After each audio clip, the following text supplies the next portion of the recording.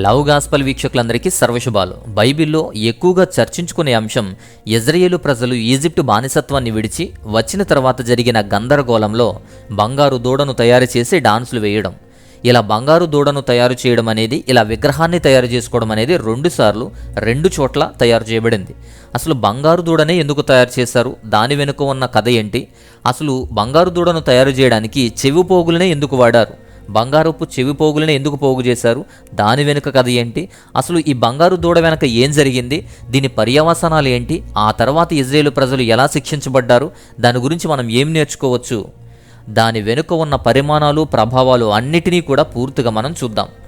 ఐగుప్తు బానిసత్వంలో ఇజ్రాయేలు ప్రజలు మగ్గి, ఆ ఇజ్రాయేలు ప్రజలు తప్పించుకున్న తర్వాత నిర్గమాకాండం 32వ అధ్యాయంలో ఒక వింత సంఘటన జరిగింది. ఈజిప్టు వారి రథాలు నడుస్తుండగా, ఇజ్రాయేలు వారిని చంపాలి అని తరుముతుండగా, దేవుడు మోషే ద్వారా చేసిన అద్భుతం, ఎర్ర సముద్రాన్ని చీల్చి వారికి మార్గాన్నిచ్చారు. ఇజ్రాయేలు వారిని సురక్షితంగా ఆ నీటి ద్వారా రక్షించారు. వారు దాటిపోయారు. ఈ ఇజ్రాయేలు వారు క్షేమంగా దాటిపోయిన తర్వాత దేవుడు ఈ ఈజిప్షియన్ సైన్యాలను, వారి రథాలను, వారి సైన్యంలో ఉన్న ప్రతి వారిని ఎర్ర సముద్రంలో ముంచేశాడు. సో ఆ విధంగా ఇజ్రాయేలు వారు రక్షించబడ్డారు. వారి నుండి, ఈ ఈజిప్టు వారి సైన్యం నుండి తప్పించుకొని స్వతంత్రులయ్యారు. స్వతంత్రంగా ఇప్పుడు బ్రతుకుతున్నారు. వారికి ఇప్పుడు దిశానిర్దేశం లేదు. దిశానిర్దేశం మోషే ఒక్కడు మాత్రమే. అలా పూర్తి స్వతంత్రంలో ఉన్న ఇజ్రాయేలు ప్రజలకు వారు క్రమం తప్పకుండా చెడిపోకుండా ఇజ్రాయేలు ప్రజల క్రమశిక్షణ కొరకు దేవుని ఆజ్ఞలు తీసుకురావడానికి మోషే సీనాయి పర్వతం మీద 10 ఆజ్ఞలు పొందుతున్నప్పుడు మోషే కోసం ఎదురు చూస్తున్న ఇజ్రాయేలు ప్రజలు మోషే రాడు అన్నారు. అసహనంగా మారిపోయారు. మోషే పర్వతం నుండి రాడని అనిపించినప్పుడు ఇజ్రాయేలు వారంతా మోషే సహోదరుడైన అహరోను వైపు తిరిగి అసహనం వ్యక్తం చేశారు. మోషేకు మాకు రాడు, మోషేక లేడు, ఏమయ్యాడో మాకు తెలియదు అని మోషేను లేడని చెప్పి అహరోనును ఒప్పించే ప్రయత్నం చేశారు. వారికి దిశానిర్దేశం కోసం తమ కోసం ఒక విగ్రహాన్ని తయారు చేయమని కోరారు. వారు ఈజిప్టు నుంచి వచ్చినవారు కాబట్టి అక్కడి నమ్మకాలు, అక్కడి అలవాట్లు కూడా అలవాటు పడ్డాయి. ఈజిప్టు విగ్రహారాధన మాదిరిగానే వీరు కూడా ఒక దూడను తయారు చేయమని అడిగారు. అహరోను వారి మాటలు నమ్మి విధేయత చూపించి వారు కలిగి ఉన్న చెవిపోగులను తీసుకురమ్మని ఆజ్ఞాపించాడు.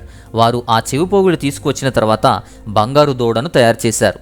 ఇక్కడ 2 ప్రశ్నలు. బంగారు దూడ మాత్రమే ఎందుకు చేయాలి? చెవిపోగులు మాత్రమే ఎందుకు తీసుకురావాలి అని. ముందు చెవిపోగుల గురించి, ఇయర్ రింగ్స్ గురించి మనం చూద్దాం. ఇజ్రాయేలు వారి దగ్గర ఉన్న బంగారము ఐగుప్తులదే. నిర్గమాకాండం 12:35 వాక్యం ప్రకారం దేవుని కటాక్షం ఉందని చెప్పి ఐగుప్తు వారే ఈ ఇజ్రాయేలు ప్రజలకు ఆ బంగారాన్ని ఇచ్చారు. దానిలో ఎక్కువగా వారు ప్రౌడ్గా ఫీల్ అయ్యి ఎక్కువగా ఆభరణాలు ధరించుకునేటువంటి చెవిపోగులున్నాయి. ఈ చెవిపోగులు ఆడవాళ్ళు, మగవాళ్ళు ఇద్దరూ కూడా ధరించేవారు. బంగారంతో అయినా లేదా విలువైన వస్తువులతోనే ఇయర్ రింగ్స్ అనేవి చేసేవారు. ఆ విధంగా అవి ధరించడం ద్వారా ప్రౌడ్గాను, ప్రెస్టీజ్గాను కూడా భావించేవారు. ఈజిప్టు వారి బలమైన నమ్మకాలు కూడా, వారి యొక్క విశ్వాసాలు కూడా అందులో ఉన్నాయి. ఆభరణాలు కానీ, ఈ చెవిపోగులు కానీ బంగారంతో తయారు చేయబడ్డ వాటిలో దైవశక్తి ఉందని, మాయాశక్తులు ఉంటాయని, వారిని రక్షించే శక్తులు అవి కలిగి ఉంటాయి అని చాలా నమ్ముతారు. అందుకే వాటిని గౌరవిస్తారు, విలువనిస్తారు. అందుకే ఇజ్రాయేలు ప్రజలకు కూడా వారు ఏ విధంగా అయితే ఆభరణాలు ధరించి గౌరవిస్తారో ఆ ఆశ అనేది ఉండిపోయి ఎక్కువగా చెవిపోగులు తెచ్చుకున్నారు. ఆ టైంలోనే వందలాది రకాల డిజైన్లు, వందలాది రకాల ఇయర్ రింగ్స్ అనేవి చేయించుకునేవారు అంటే ఆశ్చర్యమే. మతపరమైన ప్రాముఖ్యత ఉంది, ఆచారబద్ధమైన అలవాట్లు కూడా ఉన్నాయి. ఇలా వారిని రక్షించే శక్తులు వాటిలో ఉన్నాయి అని బాగా నమ్ముతారు. చెవిపోగులలో తాయెత్తులు వంటివి కూడా ఉంటాయి. ఇవి ధరించే వారిని హాని నుంచి కానీ, చెడు నుంచి కానీ రక్షిస్తాయి అని చెప్పి నమ్ముతారు.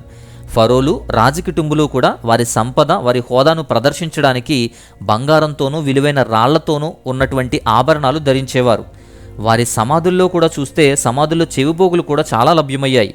ఇవే మరణం తర్వాత జీవితంలోకి తీసుకువెళ్తాయి అనే దానికి సూచించే విధంగా సమాధుల్లో కూడా అవి ఉంచుతారు. ఆదికాండం 35వ అధ్యాయం 4వ వాక్యంలో కూడా అన్యదేవుళ్ల విగ్రహాలతో పాటు చెవిదుద్దులు కూడా పాతిపెట్టారు. వాటిలో శక్తి ఉంది అని వాళ్ళు నమ్ముతారు కాబట్టే అన్యదేవతాదేవీల విగ్రహాలతో పాటు చెవిదుద్దులు కూడా పాతిపెట్టేశారు. అలాంటి నమ్మకాలు, శక్తులు ఉన్నాయని ఆ చెవిపోగులతోనే, ఆ శక్తితోనే, చెవిపోగులలో ఉన్నటువంటి గౌరవం శక్తులతోనే విగ్రహం తయారు చేయాలని అహరోను తీసుకురమ్మని చెబుతాడు. వారు తీసుకువచ్చారు. దూడను తయారు చేయాలి అనుకుంటారు. దూడను మాత్రమే ఎందుకు చేశారు? ఇక్కడ ట్విస్ట్ ఏంటంటే, ముందు బంగారు దూడను కాదు మోషేనే చేద్దాం అనుకున్నారట. కొన్ని థియరీస్ మాత్రం మోషేనే చేద్దాం అనుకుని తర్వాత ప్రజల యొక్క అభిష్టానం మేరకు తర్వాత దాన్ని దూడగా మలిచారు అని కూడా కొన్ని థియరీస్ చెప్తాయి. బట్ ఎక్కువ మంది ఈజిప్టు అలవాట్లు ఉండడం వల్ల, వారు కల్లారా అక్కడ చూడడం వల్ల వారి దేవతలనే చేయమన్నారు. వారి దేవతలకు ఇన్స్పైర్ అయ్యారు. మనమందరము నడవడానికి ఒక దేవతను మా కొరకు చేయండి అంటారు నిర్గమాకాండం 32:1 ప్రకారం. అహరోను చెవి పోగులను తమ్మంటే తెచ్చినవన్నీ కూడా పూత పోసి దూడగా మలిచారు. ఇప్పుడు దూడ మాత్రమే ఎందుకు చేయాలి, దూడలోనే ఎందుకు దేవతను చూస్తారు అంటే ఇది ఈజిప్ట్ వారి ఆచారం. ఈజిప్ట్ వారికి ఈ దూడ ఆవులు అంటే ప్రేమ ఎక్కువ, గౌరవం ఎక్కువ. అవి సాంప్రదాయ జంతు బలికి కూడా అవే ఆధారం. అవి బలాన్ని, శక్తిని సూచిస్తాయి. ఈజిప్టులో చాలామంది దేవుళ్ళు కూడా ఎద్దు రూపంలోనే ఉంటారు. వారి విగ్రహాలను చూసినప్పుడు ఎద్దు ముఖం ఉంటుంది. ఈజిప్టు నుంచి బయటకు వచ్చిన తర్వాత ఇజ్రాయేలీలకు అవే అలవాట్లు చూసి దేవుణ్ణి వదిలి మళ్ళీ అవే అలవాట్ల వైపు చూశారు. ఈజిప్టు నుంచి విడిపించినందుకు బంగారు దూడ దేవుని శక్తిని సూచిస్తుంది అని చెప్తారు. కానీ దాన్ని అలా కొనసాగించి దాన్నే పూజించి దానికి బలులు అర్పించి దాన్ని ఆరాధించే స్థితికి వెళ్ళిపోయారు. ఆ విగ్రహం ముందు కోతిగంతులు ఇస్తున్నారు. వాళ్ళు విచ్చలవిడిగా తాగి తందనాలాడుతున్నారు. ఈ ఈజిప్టులో ఆనందానికి, ప్రేమకు ఎద్దు దేవతగా భావించేవారు. ఎందుకంటే హాతర్ అనేటువంటి ఒక ఈజిప్టు దేవుడు ఉన్నాడు. అక్కడ వాళ్ళకి ఒక మంచి హాతర్ అనే దేవుడు వారికి బాగా నమ్మకం. అక్కడ ఉన్నాడు అని చెప్పి మరో ఈజిప్టు దేవత ఉంది, అపీజ్ అని. అపీజ్ అనేటువంటి దేవత కూడా దూడ ఆకారంలో, చిన్న దూడ ఆకారంలో ఉంటుంది. ఇదే ఇన్స్పిరేషన్ అయ్యి ఉండొచ్చు. అలాగే కానానీయుల ప్రధాన దేవుడు అనేటువంటి ఎల్ లేదా బాల్ అనేటువంటి దేవుడు ఎద్దు రూపమే. ఇలా నడిపించే దేవత కోసం వారు విన్నవి, చూసినవి, చుట్టూ గమనిస్తున్నవి అన్నిటినీ కూడా కలిపి ఒక దూడను తయారు చేశారు. ఇవన్నీ కలిపి ఒక దూడగా, ఒక బంగారు ఆభరణాలతో తయారు చేయబడిన బంగారు దూడ ఆకారం చేశారు. ఇక్కడ ఇంకొక ట్విస్ట్ ఏంటంటే బంగారు దూడ చేసింది దేవుని కొరక, అన్య దేవతల శక్తి కొరక అనే సందేహం కూడా వచ్చేది. ఎందుకు వచ్చింది ఆ సందేహము? ఇది ఖచ్చితంగా విగ్రహారాధన, దేవునికి వ్యతిరేకమైన శక్తి కనబడుతుంది కదా అనిపించవచ్చు. కానీ నిర్గమాకాండం 32:4 చూడండి. ఐగుప్తులో నుండి రక్షించిన దేవుడు ఇదే అన్నారు. అంటే ఆ దేవునికి ప్రతిరూపంగా తయారు చేశారా? విగ్రహం తయారు చేసి అదే రక్షించింది అని దేవుణ్ణి అవమానించారా? 5వ వచనం చూడండి. అహరోను బలిపీఠం కట్టించి రేపు యెహోవాకు పండుగ జరుగుతుంది అని చాటింపు వేశాడు. దహన బలులు, సమాధాన బలులు కూడా ఇచ్చాడు. అందుకే ఇది అన్యుల యొక్క దేవీ దేవతల నుంచి ఇన్స్పైర్తో చేసినటువంటి దూడ, పండుగ చేసేది మాత్రం యెహోవాకు. ఇది ఎలా ఉంది? దీని మీద మీ అభిప్రాయం కమెంట్స్లో తెలియజేయండి. అహరోను చేసిన దాన్ని కప్పిపుచ్చుకునే ప్రయత్నం ఇది. యెహోవాకు పండగ అన్నాడు కానీ వారు విచ్చలవిడిగా పాపం చేశారు. వారికి నచ్చినవి తిని తాగి గంతులేస్తూ ఉన్నారు. ఈ దూడ వల్ల, చేసిన దూడ వల్ల ఏం జరిగిందో తెలుసా? జరిగిన పరిణామాలు ఏంటి అంటే వారు విశ్వాస భ్రష్టులైపోయారు, అసహనం వ్యక్తం చేశారు, అన్యుల దేవతల విగ్రహాలు తయారు చేశారు, దానికి బలులర్పించారు, దాన్ని ఆరాధించారు. యథార్థమైన ఆరాధనను అన్యాచారాలతో కలిపి మళ్ళీ యెహోవాకు పండుగ అంటూ భ్రష్టు పట్టించారు. 19:14 ప్రకారం వారు ఆడారు, డాన్సులేశారు, గంతులేశారు. 21:9 ప్రకారం ఎగతాళి కూడా చేశారు. 26:8 ప్రకారం కామంతో కూడిన వినోదాన్ని, ఆ సుఖాన్ని కూడా సూచించే పనులే చేశారు. 8:24 చూడండి. వాళ్ళు చెడిపోయారు అని ఉంది. అంటే పూర్తిగా పడిపోయారు, చెడిపోయారు. ఇలా చేయడం అనేది దేవునికి పండుగ? ఎలాంటి పనులు దేవునికి పండుగ చేయడం అంటారా? అందుకే ఇక్కడ అహరోను కప్పిపుచ్చుకునే ప్రయత్నమే చేశాడు. అవి దేవునికి విరోధంగానే చేశాడు. అలాంటి వాటి వల్లే తరచూ ఇతర దేశాలకు వ్యాపించి, అలాంటివే నేడు కూడా మనం మన గ్రామాల్లో చూస్తున్నాం. వారికి వారే అర్హత లేని, అర్థం పర్థం లేని ఆకారాలు తయారు చేసుకోవడం, చిందులేయడం, తాగి వల్గర్గా డ్యాన్సులు వేయడం, రోడ్ల మీద గంతులేయడం, ఊరేగించడం, మళ్ళీ వాళ్లే వారి చేతులతో నాశనం చేసి కలిపేయడం. ఇదంతా భక్తి, ఇదంతా భయంతోనో భక్తితోనో చేసేది కాదు. సరదా కోసం, ఆనందం కోసం, వారి కుప్పుగంతుల కోసం ఏదో ఒక సరదా అది. డీజే పెట్టి డాన్సులు వేసుకునే సరదా అది, తాగి తందనాలాడే సరదా అది. ఇజ్రాయేలు ప్రజలు అలా దేవుణ్ణి మరచిపోయి అలా కుప్పిగంతులు వేస్తుంటే మోషే వచ్చి చూసేసరికి ఎంత అవమానకరమో తెలుసా? ఎంతలా మారిపోయారు. వీరి కొరకు తెచ్చిన ఆజ్ఞలు, 10 ఆజ్ఞల పలకలను పగలగొట్టేశాడు. దేవుని ఉగ్రత రాకుండా దేవుణ్ణి బతిమాలుకున్నాడు. కోపం మండిపోయింది. ఆ బంగారు విగ్రహాన్ని కరిగించి పొడి చేసి అది నీటిలో కలిపి ఆ నీటిని ఆ పని చేసిన అందరి చేత తాగించాడు. వారు చేసిన పాపాలకు పరిహార్థంగా ఆ నీరు తాగించాడు. అదే అలవాటుగా నేడు కూడా మనం చూస్తున్న విగ్రహాలను కలిపి దాన్ని తినడము, ఆ నీళ్లు తాగడము, ఆ నీటిని నెత్తి మీద జల్లుకోవడం అనేది కూడా ఆ ఆచారం నుంచి వచ్చినదే.